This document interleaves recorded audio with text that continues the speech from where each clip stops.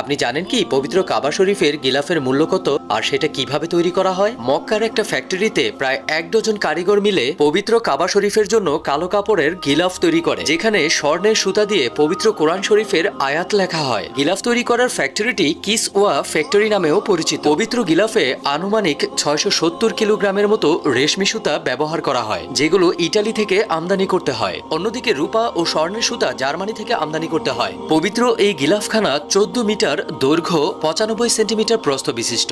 41 খণ্ড বস্ত্রখণ্ড একসাথে জোড়া দিয়ে তারপর এই গিলাফটি তৈরি করা হয়। 15 কেজি স্বর্ণের সুতা এখানে ব্যবহার করা হয়, যা তৈরিতে 17 মিলিয়ন সৌদি রিয়াল ব্যয় হয়। প্রতি বছর জিলহজ মাসের 10 তারিখে পবিত্র কাবা শরীফের পুরানো গিলাফ পরিবর্তন করে নতুন গিলাফ পরানো হয়, আর পুরানো গিলাফটাকে টুকরো টুকরো করে কেটে বিশেষ বিশেষ ব্যক্তিদের মাঝে বিলিয়ে দেওয়া হয়। মহান আল্লাহ তাআলা আমাদের পবিত্র কাবা শরীফের গিলাফের একটা টুকরো হাতে পাওয়ার তৌফিক দান করুন, আমিন।